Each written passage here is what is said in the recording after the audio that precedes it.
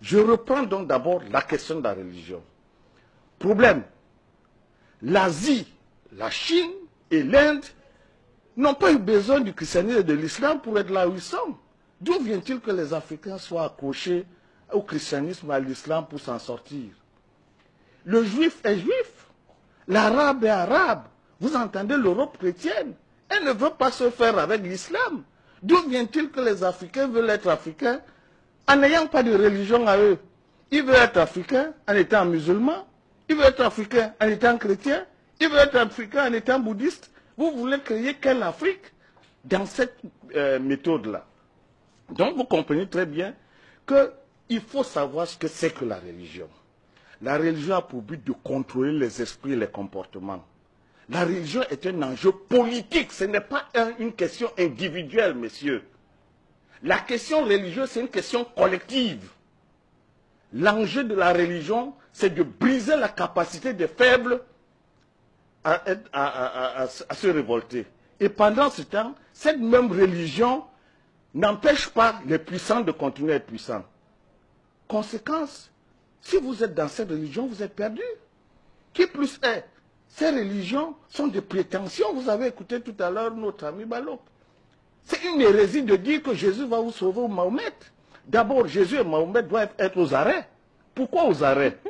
Voilà des personnes qui ont la prétention d'avoir eu Dieu en esprit et qui ont organisé des religions qui ont conduit au génocide, qui payent la facture. C'est eux ou c'est Dieu qui les a envoyés? Auquel cas, si c'est Dieu, eh bien que Dieu, on va l'interroger.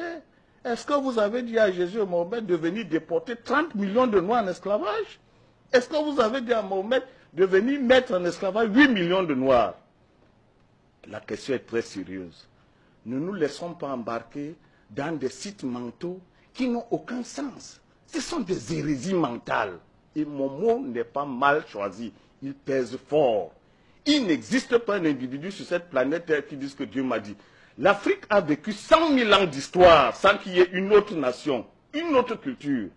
Parce que Dieu a mis en homme noir la potentialité absolue de la vérité. Si c'était les Occidentaux, qu'aucune autre nation n'aurait résisté, les aurait exterminés.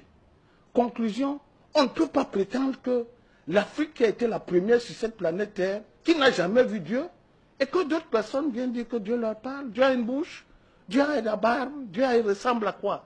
Donc, les Africains doivent se ressaisir. La question de Dieu en Afrique, c'est une question scientifique. L'Afrique n'a jamais dit Dieu. L'Afrique dit la science. Et c'est parce qu'elle est émue devant la question scientifique qu'elle donne aux principes scientifiques les noms de Dieu. Quand vous entendez Atum, Mahat, Ra, Horus, ce sont des principes scientifiques. Ceux qui ont l'intention d'en savoir plus doivent le savoir. Donc la question de Dieu en Afrique, c'est une question philosophique et scientifique. Il n'est pas question de prétendre qu'on a vu Dieu et qu'on va en parler. J'achève sur cette question de la religion en disant 3 choses. 1. La prétention de l'islam de dire que c'est Mahomet qui a sauvé. La prétention de Jésus de dire que c'est par lui que va arriver le destin du monde. Voilà la première base de division la plus fervente de l'humanité. Ce sont des religions exclusivistes. Le seul fait que chacun prétende que tu ne passes pas par moi, tu ne vas pas voir Dieu, tu es perdu.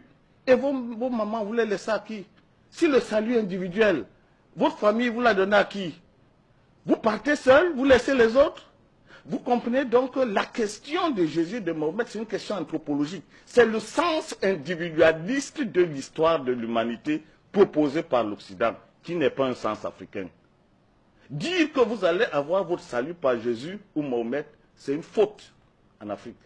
Vous ne pouvez pas laisser votre père et vos cousins. Vous ne pouvez pas. Si vous le faites, vous n'êtes plus africain.